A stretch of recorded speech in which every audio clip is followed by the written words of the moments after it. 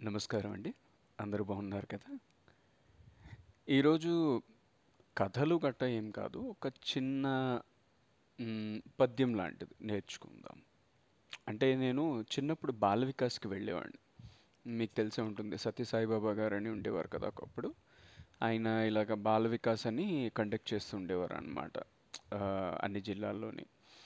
ఇదేంటంటే వీళ్ళు మనకి చిన్న చిన్న పద్యాలు గానీ, లేకపోతే శ్లోకాలు గానీ, కథలు గానీ ఇవన్నీ నేర్పించేవారు.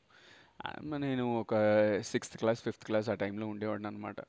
ఆదివారం, ఆదివారం అట్లీస్ట్ ఒక గంట సేపు అలాగా వెళ్ళడానికి దానికి బావుంటుంది కదా! బిస్కెట్లు ఇస్తారు చివర్లోని. తర్వాత మిక్స్చర్ ఇస్తారు. దాని గురించని వెళ్ళేవాళ్ళం.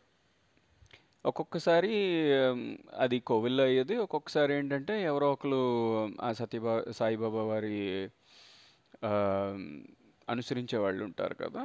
వాళ్ళు వాళ్ళ ఇంట్లో పెట్టించేవారనమాట.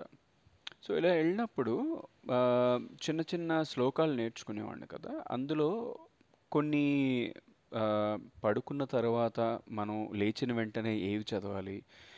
భోజనం చేసేటప్పుడు ఏం చదవాలి? అదే అది దేనికి మంచిది? ఇలాంటివన్నీ చెప్పేవారు. కొన్ని కథలు కూడా లాస్ట్‌లో చెప్పేవారు. అవి చాలా బావుండేవన్నమాట. అందులో ఒకటి ఇప్పుడు నేర్చుకుందాం. ఇదేంటంటే మనం ఉదయాన్నే లేవగానే ఏ ఫోటో చూడాలి? లేకపోతే ఎవరి మొఖం చూడాలి? ఏంటి అని ఒక సతమతంలో ఉంటాం కదా! ఎప్పుడు కూడా. అలా అని ఏం లేకుండా సింపుల్‌గా మన చేతిని, మన అరచేతిని మనం చూసుకొని ఇది చెప్పుకోవచ్చనమాట.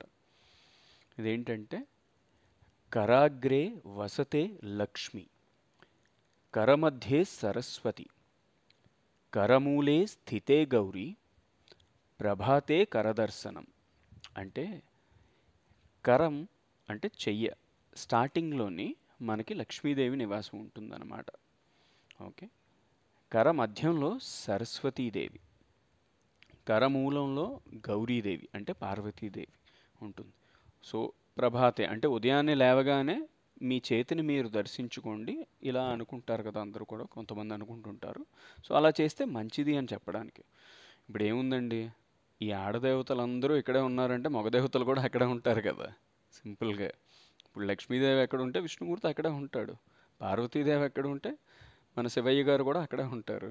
అలాగే సరస్వతీదేవి ఎక్కడుంటే బ్రహ్మ కూడా అక్కడే ఉంటారు. అంటే మీ కరాన్ని మీరు చూసుకున్నట్లయితే సమస్త దేవతల్ని మీరు చూసినట్లే అని. అంతే. Thank you friends.